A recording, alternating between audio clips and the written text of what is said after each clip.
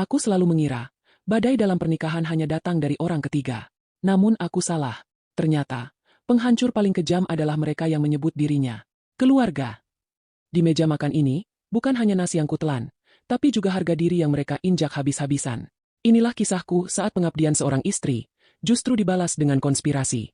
Sebelum saya ceritakan bagian yang paling mengejutkan, yuk absen di kolom komentar dari kota mana, dan mendengarkan cerita ini sambil ngapain nih? Jangan lupa like dan subscribe video ini, agar kami terus semangat membagikan kisah-kisah drama rumah tangga yang lebih menarik. Pagi itu, aroma kopi seharusnya menjadi pembuka hari yang manis. Tapi di rumah ini, udara selalu terasa berat, seolah dinding-dindingnya punya telinga dan lidah yang siap menghakimi. Aku, Hana, menatap pantulan diriku di cermin dapur. Wajah yang dulu cerah, kini menyimpan binar yang kian redup. 5 tahun. 5 tahun aku membangun istana ini, yang ternyata hanyalah penjara bawah tanah dengan jeruji yang tak terlihat. Suamiku, Mas Panji, adalah pria baik. Setidaknya, itulah yang kuyakini saat akad dulu. Namun, kebaikannya adalah belati bermata dua. Ia terlalu berbakti, begitu katanya. Sampai ia lupa bahwa ada seorang wanita yang telah ia ambil dari orang tuanya untuk ia lindungi. Hana, kamu masak apa? Kok baunya sampai ke kamar? Suara itu melengking, memotong lamunanku. Itu ibu mertuaku. Beliau selalu masuk rumah kami tanpa mengetuk pintu, seolah kunci rumah ini adalah hak paten miliknya. Aku tersenyum tipis, mencoba menjaga sopan santun yang kian terkikis rasa lelah. Hanya tumis kangkung dan ayam goreng, Bu. Kesukaan Mas Panji. Beliau mendekat, mencibir, lalu menggeser piring-piringku dengan kasar. Ayam lagi? Kamu ini boros sekali ya jadi istri. Uang gaji Panji itu bukan buat foya-foya di perut. Kamu tahu kan adiknya, Sari, lagi butuh biaya kuliah? Harusnya kamu bisa lebih hemat. Kalimat itu bukan hal baru, tapi selalu berhasil menyayat di tempat yang sama. Tabunganku sendiri sudah habis kupakai untuk menutupi kekurangan dapur, karena setengah gaji suamiku ditarik oleh ibunya. Tapi di mata mereka, aku tetaplah parasit yang menghabiskan uang anak lelaki kebanggaan mereka. Tak lama, Panji keluar dengan kemeja yang sudah kusetrika rapi. Aku menatapnya, berharap ada pembelaan kecil, atau sekadar genggaman tangan yang menguatkan. Tapi Panji hanya diam. Ia duduk, menyuap nasi, dan mendengarkan ocehan ibunya tentang betapa kurang becusnya aku mengurus rumah. Panji, kamu dengarkan? Istrimu ini harus diajari cara mengelola uang, lanjut ibu mertua, matanya melirikku tajam. Jangan sampai nanti kamu susah di masa tua karena istrimu terlalu banyak gaya. Panji menghela napas, matanya tak berani menatapku. Iya Bu, nanti Panji bilangin Hana. Hanya itu, nanti Panji bilangin Hana. Kalimat yang menjadi tamengnya untuk lari dari konflik, sekaligus peluru yang menghujam hatiku. Dia tidak pernah bertanya bagaimana perasaanku. Dia tidak pernah melihat bahwa sepatu kerjaku sudah jebol dan tak kuganti selama 2 tahun demi memastikan adik-adiknya bisa bergaya di kampus. Sorenya, suasana makin memanas.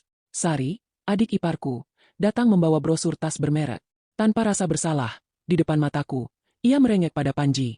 Mas, tas kuliahku sudah jelek. Teman-temanku pakai yang model baru semua. Masa adik seorang manajer tasnya murahan? Dan Panji, pria yang tadi pagi setuju aku harus hemat, langsung mengeluarkan dompetnya. Ya sudah, ini ambil. Pakai saja uang cadangan yang Mas simpan. Uang cadangan? Itu uang yang kami kumpulkan untuk renovasi atap dapur yang bocor setiap kali hujan deras. Aku berdiri di ambang pintu, membeku. Hatiku bergemuruh. Ingin sekali aku berteriak bahwa atap rumah kita hampir rubuh. Mas, tapi suaraku tertahan di kerongkongan. Ketika mereka semua tertawa di ruang tamu, aku kembali ke dapur yang gelap. Aku menatap rintik hujan yang mulai turun, dan benar saja, setetes air mulai jatuh dari plafon yang retak. Menetes tepat ke dalam sayur yang kusiapkan untuk makan malam. Aku menyadari satu hal yang mengerikan. Di rumah ini, aku bukan ratu. Aku bahkan bukan asisten rumah tangga yang digaji. Aku hanyalah pelengkap yang perannya bisa diganti kapan saja jika keluarga suamiku menghendaki. Malam itu, saat semua orang sudah terlelap, aku menemukan secari kertas di saku jas Panji yang hendak kucuci.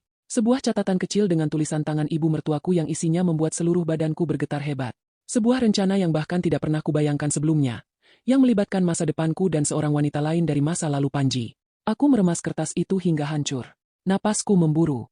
Jadi, selama ini, pengabdianku hanyalah waktu tunggu bagi mereka untuk membuangku, tapi mereka lupa satu hal. Seorang istri yang sudah kehilangan segalanya, tak akan lagi memiliki rasa takut. Dan malam itu, di bawah rintik hujan yang bocor, aku berhenti menangis. Permainan mereka baru saja dimulai. Tapi aku sudah tahu cara mengakhirinya. Kertas di tanganku terasa lebih berat daripada beban hidupku selama 5 tahun ini. Tulisan tangan ibu mertua di sana begitu rapi, namun isinya begitu kotor. Panji, ibu sudah bicara dengan Lisa. Dia sudah bercerai dan sekarang sukses. Dia masih menunggumu. Pikirkan masa depanmu. Jangan mau tertahan dengan istri yang tidak membawa untung seperti Hana. Aku terduduk di lantai kamar mandi yang dingin. Suara tetesan air dari keran yang rusak seolah menghitung mundur sisa-sisa kewarasanku. Lisa. Nama itu tidak asing. Dia adalah masa lalu Panji yang selalu diagung-agungkan ibu mertua karena latar belakang keluarganya yang kaya raya. Ternyata, selama ini aku hanya dianggap sebagai penjaga rumah. Sementara, sampai kandidat yang lebih menguntungkan kembali tersedia. Pagi harinya, aku bangun dengan perasaan yang berbeda. Tidak ada lagi rasa ingin menyenangkan hati siapapun. Aku tetap memasak. Aku tetap menyiapkan baju kerja Panji. Tapi jiwaku sudah mulai berkemas. Hana, kok kopinya kurang manis? Tegur Panji sambil merapikan dasinya. Aku menatapnya datar. Gula lagi mahal, Mas. Katanya aku harus hemat untuk biaya kuliah Sari, kan? Panji tertegun. Biasanya aku akan meminta maaf dan segera menambahkan gula dengan tergesa-gesa. Tapi kali ini, aku hanya berlalu meninggalkannya ke dapur. Aku bisa merasakan tatapan bingungnya. Tapi aku tidak peduli. Siang itu, sebuah mobil mewah berhenti di depan rumah. Bukan mobil Panji, apalagi mobil ibu mertua. Itu mobil seorang wanita yang tampak sangat elegan turun dengan kacamata hitam. Lisa. Dia datang dengan kepercayaan diri seorang pemenang. Seolah rumah ini sudah menjadi miliknya. Lisa. Masuk. Nak, masuk. Suara ibu mertua terdengar begitu renyah. Nada suara yang tidak pernah beliau gunakan padaku. Aku keluar dari dapur dengan tangan yang masih basah. Di ruang tamu, mereka sudah duduk akrab. Ibu mertua memegang tangan Lisa seolah dia adalah menantu kesayangan yang baru pulang dari perantauan. Hana, buatkan minum untuk Lisa. Pakai sirup yang kemarin Panji bawa. Jangan air putih saja. Perintah ibu mertua tanpa menoleh padaku. Aku berdiri mematung. Maaf Bu, sirupnya sudah habis diminum Sari dan teman-temannya kemarin sore. Wajah ibu mertua memerah. Beliau merasa malu di depan tamu agungnya. Kamu ini, ya sudah. Buatkan teh. Masa buat teh saja tidak becus? Aku kembali ke dapur, tapi telingaku tetap tajam mendengar percakapan di ruang tengah. Lisa, kamu makin cantik saja. Panji itu sering cerita, katanya dia rindu masakanmu. Dusta ibu mertua terdengar sangat nyata. Kasihan dia sekarang, badannya makin kurus karena di rumah ini makannya seadanya saja. Hati ini rasanya ingin meledak. Kurus? Panji selalu makan paling banyak, dengan lauk terbaik yang bisa kubeli dengan sisa uang belanja yang mencekik. Sedangkan aku? Seringkali aku hanya makan sisa nasi dan kuah sayur di dapur. Lisa tertawa kecil, suara tawa yang dibuat-buat. Ah, ibu bisa saja. Aku cuma mampir karena kebetulan lewat daerah sini. Oh ya, ini ada sedikit oleh-oleh untuk ibu dan Sari. Ibu mertua menerima bungkusan itu dengan mata berbinar. Duh, baik sekali kamu. Beda jauh sama orang rumah yang cuma bisa minta uang saja. Aku mengantarkan teh itu dengan langkah tenang. Saat aku meletakkan cangkir di depan Lisa, dia menatapku dari bawah ke atas. Menilai dasterku yang sudah pudar warnanya dengan tatapan meremehkan. Terima kasih mbaknya, ya? Ucap Lisa dengan penekanan pada kata, mbak, seolah aku adalah asisten rumah tangga di sini. Ibu mertua tidak membetulkannya. Beliau justru membiarkan hinaan itu menggantung di udara. Aku hanya tersenyum tipis, senyum yang mungkin terlihat aneh bagi mereka. Sama-sama, Mbak Lisa. Nikmati tehnya. Oh ya Bu, nanti malam Panji bilang mau pulang cepat karena ada yang mau dibicarakan. Ujarku berbohong. Aku ingin melihat sejauh mana mereka akan bermain di belakangku. Benar saja. Sore itu rumah menjadi sibuk. Ibu mertua menyuruhku membersihkan seluruh sudut rumah dengan lebih bersih dari biasanya. Beliau bahkan memaksaku memakai baju yang menurutnya pantas, agar tidak memalukan jika Panji melihatku bersandingan dengan Lisa, yang ternyata diundang untuk makan malam bersama. Makan malam itu menjadi panggung sandiwara yang paling memuakan. Panji pulang dan tampak terkejut melihat Lisa, tapi keterkejutannya cepat berganti menjadi senyum canggung. Ibu mertua terus-menerus membandingkan masakan Lisa di masa lalu dengan masakanku sekarang. Dulu kalau Lisa yang masak, Panji pasti nambah terus. Kalau sekarang, Panji makannya dikit karena hambar, ya kan Enji? Panji hanya berdehem, tidak mengiyakan tapi juga tidak membantah. Dia pengecut, dan pengecut adalah jenis pria yang paling berbahaya dalam sebuah rumah tangga. Di tengah makan malam, Sari tiba-tiba berucap, Mas Panji, kalau Mbak Lisa jadi kakak iparku, pasti aku sering diajak jalan-jalan ke Malia, bukan cuma disuruh hemat terus di rumah. Meja makan mendadak hening. Kalimat Sari adalah serangan terbuka. Aku meletakkan sendokku dengan perlahan. Suara dentingan logam dengan piring keramik itu terdengar nyaring di ruangan yang sunyi. Aku menatap mereka satu persatu. Ibu mertua yang angkuh, Sari yang manja dan tak tahu diri, Panji yang menunduk lesu, dan Lisa yang tersenyum kemenangan. Oh, jadi begitu? Tanyaku pelan. Jadi ini alasan kenapa ibu selalu memotong uang belanja? Untuk menabung. Agar Mas Panji punya modal untuk kembali pada Mbak Lisa. Hana! Jaga bicaramu. Bentak ibu mertua sambil menggebrak meja. Kamu jangan sembarangan menuduh. Aku merogoh saku dasterku, mengeluarkan kertas yang kutemukan semalam, dan meletakkannya di tengah meja, tepat di atas piring daging yang dibeli dengan uang hasil penjualanku terhadap satu-satunya perhiasan peninggalan ibuku. Aku tidak menuduh, Bu. Aku hanya membaca. Wajah Panji memucat saat melihat kertas itu. Lisa tampak kikuk, sedangkan ibu mertua terdiam 1000 bahasa. Mas Panji, panggilku dengan suara yang sangat tenang. Aku memberikanmu 1 malam untuk memilih. Keluarga yang selalu menghancurkanmu, atau istri yang selama ini membangunmu dari nol. Tapi ingat satu hal. Saat matahari terbit besok, pilihanku sudah bulat, dan kalian mungkin tidak akan menyukai apa yang akan aku lakukan selanjutnya. Aku berdiri, meninggalkan mereka yang terpaku dalam dosa masing-masing. Di dalam kamar, aku mulai membuka lemari. Bukan untuk mengambil baju, tapi untuk mengambil sebuah dokumen yang selama ini kusimpan rapat-rapat, dokumen yang akan mengubah posisi, parasit, di rumah ini. Malam itu, kamar yang seharusnya menjadi tempat paling nyaman di dunia, mendadak terasa seperti ruang interogasi yang dingin. Aku tidak tidur. Aku duduk di tepi ranjang, menatap sebuah map coklat yang sudah kusimpan di bawah tumpukan kain jarik lama. Di dalamnya bukan sekadar kertas, melainkan bukti bahwa selama ini aku tidak selemah yang mereka kira. Pintu kamar terbuka. Panji masuk dengan langkah gontai. Dia tidak berani menyalakan lampu utama, hanya lampu tidur kecil yang temaram. Aku bisa mencium bau kecemasan yang keluar dari pori-porinya. Hana, soal kertas itu, ibu cuma bercanda. Kamu tahu kan ibu orangnya suka bicara sembarangan. Panji memulai, suaranya parau, mencoba mencari pembenaran yang paling dangkal. Aku tidak menoleh. Mataku tetap lurus ke depan. Bercanda itu kalau semua orang tertawa. Mas, tapi di sini, hanya aku yang menangis dalam diam, sementara kalian merencanakan masa depanku seperti mengatur bidak catur. Aku tidak bermaksud begitu. Hana, Lisa cuma tamu. Tamu yang sudah disiapkan tempat tidur di hatimu oleh ibumu sendiri. Aku memotong kalimatnya. Akhirnya, aku menatapnya. Mas, selama 5 tahun aku sabar. Aku sabar saat ibumu mengambil ATM MU. Aku sabar saat Sari menghabiskan uang darurat kita untuk tas branded. Aku bahkan sabar saat aku harus menjual kalung peninggalan almarhumah ibuku hanya agar kita bisa makan daging di depan ibumu. Tapi digantikan? Dianggap tidak ada? Itu batas terakhirku. Panji mendekat, mencoba menyentuh bahuku, tapi aku menghindar. Tangannya menggantung di udara, canggung dan tidak berguna. Kita perbaiki ya? Aku akan bicara pada ibu. Sudah terlambat untuk sekadar bicara, Mas. Keesokan paginya, suasana rumah terasa sangat aneh. Ibu mertua biasanya sudah berteriak memanggilku untuk menyiapkan sarapan.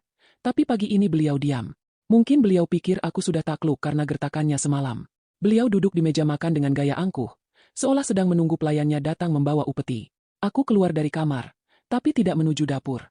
Aku mengenakan pakaian terbaik yang kupunya, sebuah setelan kerja yang sudah lama tersimpan rapi, dan membawa tas yang berisi dokumen penting. Mau kemana kamu? Sarapan belum siap, rumah masih berantakan. Tegur ibu mertua, matanya menyipit melihat penampilanku. Aku berhenti tepat di depan beliau. Mulai hari ini, aku berhenti menjadi asisten rumah tangga tanpa gaji di rumah ini, Bu. Mulai hari ini, silakan ibu masak sendiri, atau suruh Sari yang tangannya terlalu halus itu untuk menyentuh penggorengan. Ibu mertua terbelalak. Kamu berani melawan? Panji, lihat istrimu ini. Sudah mulai kurang ajar karena merasa benar. Sari keluar dari kamarnya sambil mengucek mata. Wajahnya penuh kekesalan. Duh, Mbak Hana berisik banget sih. Aku kan mau lanjut tidur. Hari ini nggak ada kelas. Bagus. Sari, karena kamu nggak ada kelas, kamu punya banyak waktu untuk menyapu, mengepel, dan mencuci baju masmu.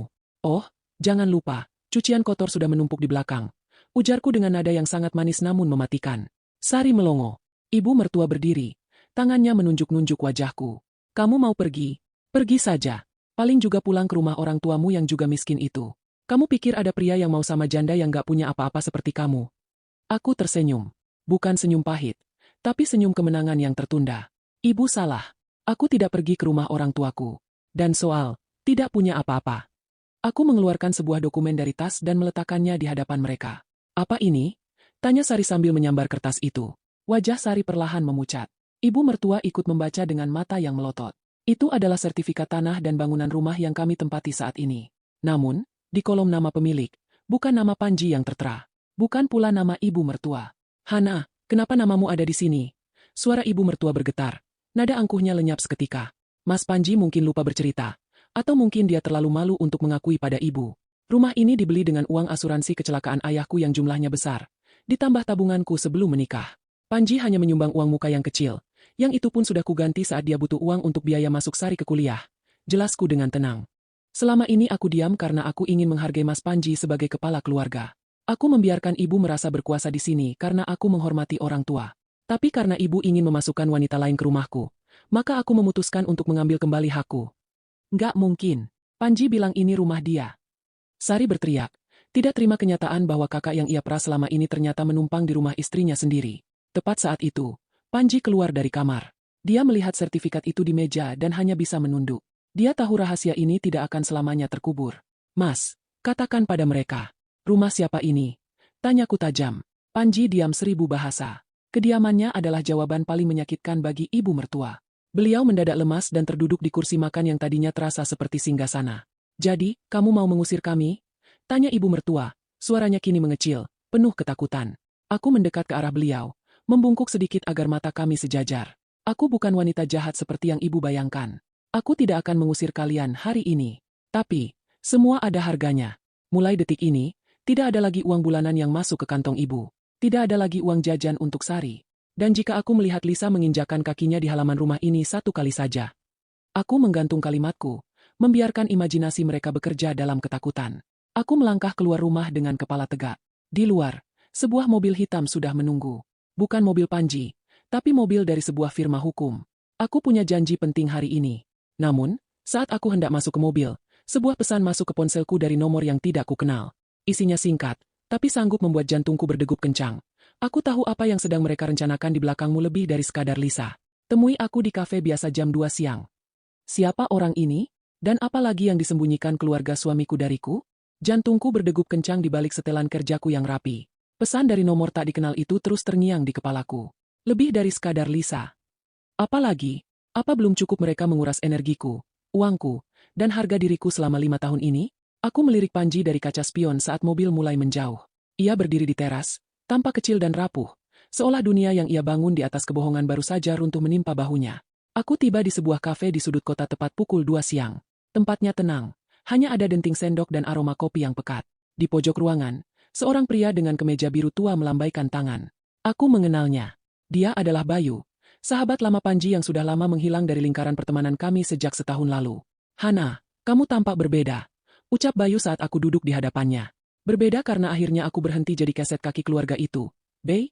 Jawabku getir. Bayu menghela napas panjang. Ia mendorong sebuah amplop coklat kecil ke arahku. Aku tidak tahan lagi melihatmu diperlakukan seperti itu. Aku menjauh dari Panji karena aku tidak setuju dengan apa yang dia lakukan. Tapi melihat ibu dan adiknya semakin keterlaluan, aku rasa kamu harus tahu kebenaran yang sesungguhnya. Aku membuka amplop itu dengan tangan sedikit gemetar. Di dalamnya ada beberapa lembar rekening koran dan foto-foto dokumen pinjaman bank. Mataku membelalak. Ada pinjaman atas namaku, lengkap dengan tanda tangan yang sangat mirip dengan milikku. Panji memalsukan tanda tanganmu, Hana. Suara Bayu merendah, penuh empati. Bukan untuk biaya kuliah Sari. Bukan juga untuk pengobatan ibumu yang sering pura-pura sakit itu. Dia menggunakan rumahmu sebagai jaminan untuk bisnis properti bodong yang dikelola oleh kakak ipar Lisa. Mereka bekerja sama untuk menjebakmu. Duniaku serasa berputar. Bukan hanya ingin menggantikanku dengan Lisa, mereka ingin membuangku dalam keadaan hancur, terlilit utang, dan kehilangan rumah satu-satunya peninggalan orang tuaku. Inilah alasan kenapa ibu mertua begitu semangat mendekatkan Panji dengan Lisa. Lisa bukan sekadar masa lalu. Dia adalah tiket keluar bagi Panji dari jeratan utang yang ia buat sendiri, sementara aku dijadikan tumbalnya. Kenapa kamu memberitahuku sekarang, Bey? Tanyaku, suaraku nyaris hilang. Karena aku tahu kamu wanita kuat, Hana. Dan karena aku tahu, Panji sedang berencana untuk menceraikanmu bulan depan, setelah dokumen balik nama rumah itu selesai dia urus secara ilegal. Aku mengepalkan tangan di bawah meja. Kuku-kukuku menancap di telapak tangan, memberikan rasa sakit fisik yang setidaknya bisa mengalihkan rasa perih di hatiku. Pengkhianatan ini sudah mendarah daging. Ini bukan lagi soal mertua yang cerewet atau adik ipar yang manja. Ini adalah kejahatan terencana. Aku pulang ke rumah sore itu dengan ketenangan yang menakutkan. Di ruang tamu, kulihat Sari sedang menangis sesenggukan sementara ibu mertua sibuk menelepon seseorang, mungkin Lisa, mengadu tentang kekejamanku pagi tadi. Panji duduk di sofa. Kepalanya terkubur di antara kedua tangannya. Begitu aku masuk, ia langsung berdiri. Hana, kita perlu bicara soal sertifikat itu. Kamu tidak bisa begitu saja mengklaim rumah ini milikmu sendiri. Kita ini suami istri, harta kita bersama. Aku tertawa. Sebuah tawa yang renyah namun dingin, membuat bulu kuduk mereka berdiri. Harta bersama, Mas? Maksudmu, utang bersama yang kamu buat di belakangku dengan memalsukan tanda tanganku. Wajah Panji berubah pucat pasi. Ia mundur selangkah, menabrak meja kopi. Kak, kamu bicara apa? Utang apa? Jangan berlagak bodoh, Panji, teriakku. Suaraku menggelegar memenuhi ruangan. Aku sudah tahu semuanya. Soal pinjaman bank, soal bisnis bodongmu dengan keluarga Lisa, dan soal rencanamu untuk membuangku setelah rumah ini jatuh ke tanganmu. Ibu mertua terdiam. Ponselnya hampir jatuh dari genggamannya. Sari berhenti menangis dan menatap kakaknya dengan pandangan tak percaya. Ternyata, bahkan Sari pun tidak tahu sedalam apa lubang yang digali kakaknya sendiri. Hana, dengarkan aku dulu. Panji mencoba mendekat. Tapi aku mengangkat tangan, menghentikannya. Cukup. Aku tidak butuh penjelasan dari mulut seorang penipu. Aku sudah menghubungi pengacaraku. Dan jangan pikir aku akan membiarkanmu lolos begitu saja dengan pemalsuan dokumen itu. Kamu punya dua pilihan, Panji. Kita selesaikan ini secara hukum dan kamu masuk penjara, atau kamu tanda tangani surat cerai dan pengakuan utang pribadi malam ini juga. Malam itu, rumah yang dulu kupikir adalah tempatku bernaung, berubah menjadi medan perang yang sunyi. Panji mencoba memohon. Ibu mertua mencoba menyerangku dengan kata-kata kasar, menyebutku istri durhaka yang tidak punya hati. Namun setiap kali beliau membuka mulut, aku hanya perlu mengangkat dokumen bukti kejahatan anaknya, dan beliau bungkam seketika. Aku masuk ke dalam kamar dan mengunci pintu. Aku butuh waktu untuk bernapas. Namun, saat aku duduk di depan meja rias, aku melihat sebuah kotak kecil yang tergeletak di sana. Kotak yang bukan milikku. Aku membukanya, dan di dalamnya terdapat sebuah kunci baru dengan gantungan kunci bertuliskan sebuah alamat apartemen mewah. Gantungan kunci itu memiliki inisial L. Lisa. Ternyata mereka sudah melangkah lebih jauh dari yang kukira. Mereka sudah menyiapkan tempat tinggal baru untuk Panji. Namun, ada satu hal yang mereka lewatkan. Di dalam kotak itu, terselip sebuah kartu nama dari seseorang yang sama sekali tidak kuduga, seseorang yang selama ini mengawasi keluarga ini dari balik bayang-bayang. Aku menimang kunci apartemen itu di telapak tanganku. Dingin, seolah merepresentasikan hati suamiku yang sudah membeku untukku. Di balik kunci itu, sebuah kartu nama terjatuh. Indra Wijaya, investigasi audit perbankan. Di baliknya tertulis sebuah catatan singkat. Saya tahu apa yang mereka lakukan pada rekeningmu. Hubungi saya sebelum mereka menarik semuanya. Aku menarik napas panjang. Ternyata, Tuhan tidak tidur. Di saat aku merasa dikepung oleh serigala berbulu domba, semesta mengirimkan jalan keluar. Pagi berikutnya, aku tidak lagi bangun dengan rasa takut. Aku keluar dari kamar dengan langkah yang mantap. Di ruang makan, suasana mencekam. Ibu mertua duduk dengan mata sembab. Mungkin habis meratapi nasib anak laki-lakinya yang terpojok. Panji hanya diam, menatap kopinya dengan kosong. Mas Panji, panggilku tenang.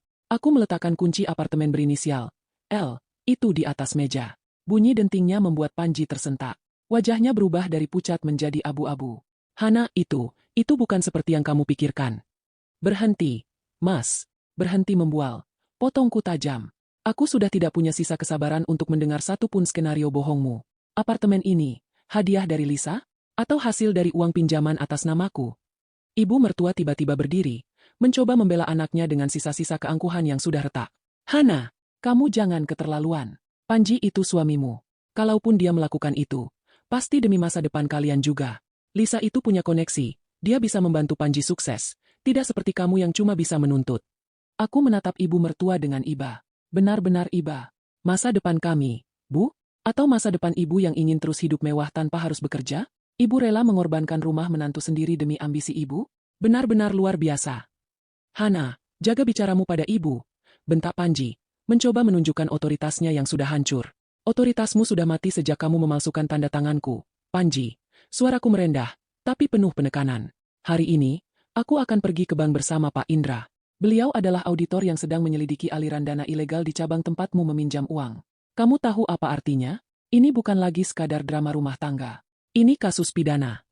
Mendengar kata pidana, keberanian Panji luruh seketika. Ia jatuh berlutut di depanku, mencoba meraih kakiku.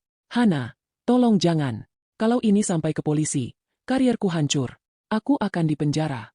Tolong ingat 5 tahun kita, Hana. Aku mundur selangkah, menghindari sentuhannya yang kini terasa menjijikan. 5 tahun yang kamu hianati dalam satu malam? Di mana ingatanmu tentang 5 tahun itu saat kamu merencanakan ini dengan Lisa di belakangku? Sari keluar dari kamarnya. Wajahnya tampak ketakutan. Mbak Hana, Mas Panji nggak beneran dipenjarakan? Kalau Mas Panji nggak kerja, siapa yang bayar kuliahku? Siapa yang beli keperluanku? Aku menatap adik iparku yang egois itu. Bahkan di saat kakaknya terancam penjara, yang ia pikirkan hanyalah uang sakunya. Itulah masalahmu, Sari. Kamu terlalu lama hidup di atas penderitaan orang lain. Mulai sekarang, belajarlah untuk mandiri. Cari kerja paruh waktu, atau berhentilah kuliah jika kamu tidak mampu membiayainya sendiri. Sari menangis histeris, Tapi hatiku sudah menjadi baja. Tidak ada lagi ruang untuk empati pada orang-orang yang tidak pernah menghargai keberadaanku. Aku segera meninggalkan rumah itu menuju kantor pusat bank. Di sana, aku bertemu dengan Pak Indra. Ternyata, beliau adalah orang yang pernah kubantu saat aku masih bekerja di firma hukum dulu. Pekerjaan yang terpaksa kulepaskan karena Panji dan ibunya menuntutku untuk menjadi ibu rumah tangga seutuhnya. Ibu Hana, kami sudah memblokir semua akses penarikan dari rekening yang menggunakan jaminan rumah Anda, ujar Pak Indra dengan profesional. Kami menemukan bukti kuat bahwa tanda tangan Anda memang dipalsukan melalui uji forensik digital. Anda punya semua bukti untuk menggugat cerai tanpa kehilangan 1% pun aset Anda. Ada rasa lega yang luar biasa menjalar di dadaku. Beban yang selama ini menghimpit pundakku perlahan terangkat. Aku bukan lagi Hana yang lemah. Aku bukan lagi istri yang bisa diinjak-injak atas nama bakti. Sore harinya, aku kembali ke rumah dengan membawa surat gugatan cerai yang sudah didaftarkan secara resmi. Di depan rumah, aku melihat mobil Lisa terparkir. Rupanya, wanita itu sudah tidak sabar ingin mengambil alih posisiku. Aku masuk dan menemukan mereka semua sedang berdiskusi di ruang tamu. Lisa duduk di sebelah Panji, memberikan dukungan seolah dia adalah pahlawan. Oh, datang juga pemilik rumah yang, katanya, punya sertifikat itu. Sindir Lisa dengan senyum sinis. Hana, sudahlah, serahkan saja rumah ini secara baik-baik. Panji sudah menceritakan semuanya. Kamu tidak akan menang melawan pengacara keluargaku. Aku menarik kursi dan duduk di hadapan mereka semua. Aku meletakkan surat gugatan cerai dan dokumen dari bank di meja. Lisa, kamu cantik tapi ternyata kurang teliti, ujarku sambil tersenyum tenang. Pengacaramu mungkin hebat, tapi hukum tidak bisa disuap dengan kecantikanmu. Surat ini menyatakan bahwa Panji telah melakukan penipuan perbankan. Dan rumah ini sudah di bawah perlindungan hukum karena statusnya sebagai objek kejahatan pemalsuan. Jika kamu masih ingin terlibat, silakan. Tapi namamu juga akan terseret sebagai kaki tangan. Wajah Lisa yang tadinya penuh kemenangan berubah menjadi pucat pasi. Ia menoleh ke arah Panji. Enji, kamu bilang semuanya sudah aman? Kamu bilang Hana tidak tahu apa-apa. Panji hanya bisa menunduk. Gemetar. Aku berdiri, memandang mereka satu persatu dengan tatapan penuh kemenangan yang elegan. Malam ini, kalian semua punya waktu 4 jam untuk berkemas. Termasuk Ibu dan Sari. Aku tidak peduli kalian mau tidur di mana. Mungkin di apartemen Lisa yang mewah itu? Tapi yang pasti, jangan tinggalkan satupun kotoran kalian di rumahku. Namun, tepat saat aku hendak berbalik ke kamar, ibu mertuaku tiba-tiba tertawa histeris. Tawanya terdengar gila dan menakutkan. Kamu pikir kamu sudah menang, Hana? Kamu pikir rumah ini benar-benar atas namamu saja? Kamu lupa. Apa yang ayahmu tanda tangani sebelum dia meninggal? Langkahku terhenti. Apa maksudnya? Langkahku terpaku di lantai kayu ruang tamu. Tawa ibu mertua masih bergema. Sebuah suara yang terdengar seperti gesekan logam karatan, tajam dan menyayat. Aku membalikan badan, menatap beliau yang kini berdiri dengan sisa-sisa keangkuhan yang tampak mengerikan. Apa maksud ibu? Suaraku tetap tenang, meski ada getaran halus di ujung lidahku. Ibu mertua mendekat, langkahnya pelan, seperti predator yang merasa baru saja menemukan celah pada mangsanya. Ayahmu itu orang baik, Hana, tapi dia terlalu percaya pada menantunya. Sebelum dia meninggal, saat dia sedang kritis di rumah sakit, Panji membawa beberapa dokumen untuk ditandatangani.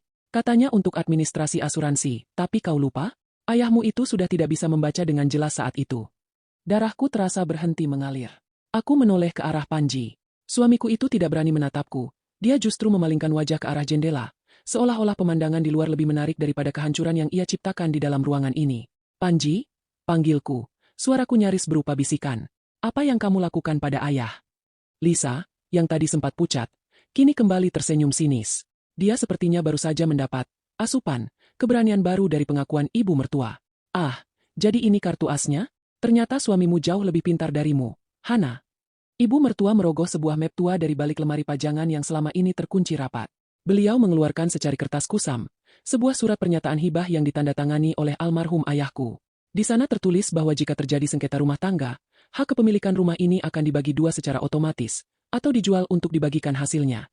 Ayahmu menandatanganinya, Hana, di depan saksi yang tentu saja adalah teman-teman Panji. Ucap ibu mertua dengan nada kemenangan yang memuakan. Jadi, kalau kamu mau mengusir kami, kamu harus menjual rumah ini dan memberikan setengah hasilnya pada Panji.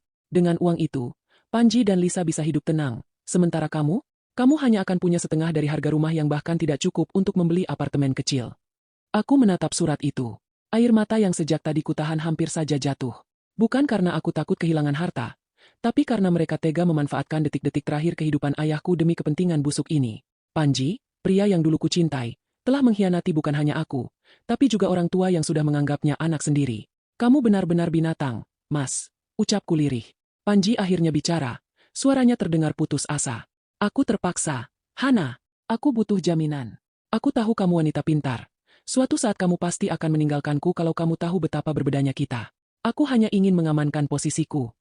Dengan cara membohongi orang tua yang sedang sekarat, teriakku. Emosiku yang selama ini kupendam meledak. Itu bukan mengamankan posisi, Panji. Itu menghancurkan jiwamu sendiri. Sari, yang tadi ketakutan, kini ikut-ikutan menimpali. Nah, makanya Mbak Hana, jangan sok berkuasa. Setengah rumah ini punya Mas Panji. Jadi kami masih punya hak di sini. Aku terdiam. Ruangan itu terasa makin sempit. Keheningan menyelimuti kami selama beberapa saat. Hanya terdengar suara detak jam dinding yang seolah menertawakan kenaifanku. Namun, di tengah keputusasaan itu, aku teringat sesuatu. Aku teringat pada Pak Indra dan audit yang sedang ia lakukan. Aku mengambil ponselku dan mengirim pesan singkat pada Pak Indra. Pak, tolong periksa dokumen hibah atas nama ayah saya tahun 2021. Apakah ada aliran dana atau notaris yang terlibat di dalamnya? Sambil menunggu balasan, aku duduk kembali di kursi. Aku menatap mereka semua satu persatu. Mereka tampak begitu puas, seolah-olah kemenangan sudah di tangan. Lisa bahkan sudah mulai memeriksa kuku-kukunya, seolah sedang merencanakan dekorasi baru untuk rumah ini. Baik, kataku pelan. Kalau itu mau kalian, kita tunggu sampai besok. Biarkan hukum yang menentukan apakah surat itu sah atau tidak. Mau menunggu apa lagi? Jelas-jelas itu tanda tangan ayahmu. Sahut ibu mertua ketus. Tiba-tiba, ponselku bergetar. Sebuah balasan dari Pak Indra masuk. Aku membacanya, dan perlahan, sebuah senyuman muncul di wajahku. Senyuman yang kali ini benar-benar tulus, karena aku tahu kebenaran selalu punya jalannya sendiri. Aku berdiri dan menatap Panji dengan tatapan iba. Mas, kamu tahu tidak? Ayahku itu menderita glaukoma di tahun terakhirnya. Dia tidak bisa melihat apa-apa tanpa kacamata khususnya. Dan di hari yang kamu sebutkan dalam surat ini, kacamata ayah pecah. Aku yang membawanya ke optik hari itu. Wajah Panji berubah menjadi pucat pasi. Kali ini lebih putih daripada kertas. Dan satu lagi, lanjutku, suaraku menggelegar penuh otoritas. Pak Indra baru saja menemukan bahwa notaris yang mengesahkan surat ini sudah dicabut izin prakteknya 2 tahun lalu karena kasus pemalsuan dokumen. Artinya, surat ini tidak lebih dari sampah yang tidak punya nilai hukum sama sekali. Justru surat ini akan menjadi bukti tambahan untuk menyeretmu lebih dalam ke penjara atas tuduhan penipuan terhadap lansia. Ibu mertua terbelalak. Map di tangannya jatuh ke lantai. Lisa langsung berdiri dan menjauh dari Panji. Seolah-olah pria itu adalah wabah penyakit yang menular. Enji, kamu bilang notarisnya aman. Teriak Lisa panik. Aku tidak mau ikut campur kalau urusannya sudah begini. Lisa, tunggu. Panji mencoba menahan tangan Lisa. Tapi wanita itu menepisnya dengan kasar. Aku berjalan menuju pintu depan dan membukanya lebar-lebar. Angin malam yang dingin masuk, menyapu hawa pengap di dalam rumah. Waktu kalian sudah habis. 4 jam sudah berlalu sejak tadi. Sekarang, keluar dari rumahku sebelum polisi datang untuk menjemput kalian dengan cara yang tidak sopan. Namun, saat mereka mulai bergerak dengan panik, sebuah mobil polisi benar-benar berhenti di depan rumah. Bukan untuk menjemput Panji, tapi untuk menyampaikan sebuah berita yang membuat jantungku nyaris berhenti berdetak sekali lagi. Berita tentang sebuah kecelakaan yang melibatkan seseorang yang sangat dekat dengan konspirasi ini. Lampu biru dari mobil polisi itu berputar, memantul di kaca jendela rumahku yang kini terasa asing. Aku berdiri di ambang pintu, menyaksikan kepanikan yang luar biasa di wajah Panji dan ibunya. Namun, petugas yang turun tidak langsung mengeluarkan borgol. Ia membawa sebuah kabar yang menghantam ruangan itu seperti petir di siang bolong. Benar ini kediaman Bapak Panji? Tanya petugas itu. Panji mengangguk gemetar. Kami ingin mengabarkan bahwa terjadi kecelakaan tunggal di jalan lingkar luar. Mobil yang terdaftar atas nama Bapak Panji, yang dikendarai oleh saudara ipar Bapak, saudara kakak dari Ibu Lisa, mengalami kecelakaan hebat saat mencoba melarikan diri dari pemeriksaan kepolisian terkait kasus penggelapan dana properti. Hening. Lisa memekik tertahan, menutup mulutnya dengan kedua tangan. Ternyata, jaringan kebohongan ini jauh lebih besar dan lebih rapuh dari yang kubayangkan. Kakak Lisa, otak di balik bisnis bodong yang menjerat namaku, kini harus mempertanggungjawabkan perbuatannya di hadapan takdir. Ibu mertua jatuh terduduk di lantai, meratapi kehancuran rencana besarnya. Lisa, tanpa kata pamit, langsung berlari keluar menuju mobilnya, meninggalkan Panji yang hancur sendirian. Itulah wajah cinta yang didasari oleh harta. Ia akan menguap begitu aroma kemiskinan dan jeruji besi mulai tercium. Mas Panji, panggilku, suaraku kini datar, tanpa kemarahan yang meluap-luap. Aku merasa kosong, tapi kosong yang melegakan. Petugas ini mungkin membawa berita kecelakaan, tapi besok, mereka akan datang lagi untuk membawa surat panggilan atas namamu. Pak Indra sudah menyerahkan semua bukti pemalsuan tanda tangan itu ke pihak berwajib. Panji menatapku dengan mata yang memerah, penuh penyesalan yang sudah tidak ada gunanya lagi. Hana, maafkan aku. Aku hanya ingin kita kaya. Kamu ingin kaya dengan cara mencuri hidupku, Mas? Itu bukan cinta. Itu perampokan. Malam itu, dengan kawalan petugas, aku benar-benar mengeluarkan mereka. Ibu mertua yang terus merutuk, Sari yang menangis karena dunianya yang manja telah berakhir, dan Panji yang berjalan gontai membawa tas pakaiannya yang lusuh. Saat pintu depanku tutup dan kukunci rapat, aku menyandarkan punggungku di sana. Aku menangis. Bukan karena sedih kehilangan mereka, tapi karena akhirnya aku berhasil menyelamatkan diriku sendiri. 6 bulan kemudian, kehidupan tidak langsung menjadi pelangi, tapi ia menjadi jauh lebih tenang. Proses perceraianku selesai dengan kemenangan mutlak. Rumah ini tetap milikku. Panji, ia harus menjalani masa hukuman percobaan dan wajib mengembalikan semua kerugian material yang ia timbulkan, yang artinya ia harus bekerja keras seumur hidupnya hanya untuk membayar utang pada masa lalunya sendiri. Sore itu, aku sedang duduk di teras rumah yang kini sudah diperbaiki. Tidak ada lagi atap yang bocor. Tidak ada lagi suara teriakan yang menghakimiku di meja makan. Aku sedang membaca sebuah jurnal saat sebuah mobil berhenti di depan pagar. Seorang pria turun. Bukan Panji. Bukan pula orang dari masa lalu yang penuh luka. Ia adalah dokter yang merawat ayahku dulu. Seseorang yang diam-diam selalu mengagumi ketabahanku selama bertahun-tahun merawat ayah sambil menahan derita rumah tangga. Kami mulai sering mengobrol sejak pertemuan tak sengaja di firma hukum beberapa bulan lalu. Masih suka membaca di sore hari, Hana? Sapanya dengan suara yang menenangkan. Aku tersenyum. Senyum yang kini sampai ke mataku. Ini satu-satunya cara untuk merayakan ketenangan, Dok. Ia duduk di kursi seberangku, membawa secangkir kopi yang aromanya jauh lebih manis dari semua kopi yang pernah kubuat di rumah ini dulu. Kami berbincang tentang masa depan, tentang proyek sosial yang sedang kami rintis bersama untuk membantu para wanita korban ketidakadilan rumah tangga. Bersamanya, aku tidak perlu menjadi pelayan. Aku tidak perlu takut salah bicara. Ia tidak mencoba menguasai hidupku, melainkan berjalan di sampingku. Aku belajar bahwa kebahagiaan sejati tidak datang dari pengabdian yang buta, tapi dari keberanian untuk berkata, cukup, dan berjalan menuju pintu yang baru. Aku menatap langit Bekasi yang mulai merona jingga. Luka itu masih ada bekasnya, tapi bekas luka itu kini menjadi pengingat bahwa aku adalah pemenang. Aku bukan lagi orang ketiga dalam hidupku sendiri. Aku adalah tokoh utamanya. Malam mulai turun, tapi kali ini aku tidak lagi takut pada kegelapan. Karena di dalam hatiku, lentera itu telah menyala kembali, lebih terang, lebih abadi, dan tidak akan pernah kubiarkan siapapun memadamkannya lagi. Seringkali, musuh terbesar kita bukanlah orang asing, melainkan mereka yang kita beri ruang di dalam hati dan rumah kita. Tapi ingatlah, tembok rumah bisa dibangun kembali, dan hati yang patah bisa menjadi lebih kuat saat ia sembuh. Jangan takut untuk melepaskan yang merusak, demi memeluk yang menyembuhkan. Hana menutup gerbang rumahnya dengan senyuman, tanpa menyadari bahwa di ujung jalan, seseorang sedang mengawasi dengan tatapan penuh penyesalan namun, Hana tidak pernah menoleh lagi. Baginya, jalan di depan jauh lebih indah daripada bayang-bayang di belakang. Namun, apakah benar semua masa lalu itu sudah benar-benar selesai? Ataukah ini hanya awal dari kedamaian yang baru saja dimulai?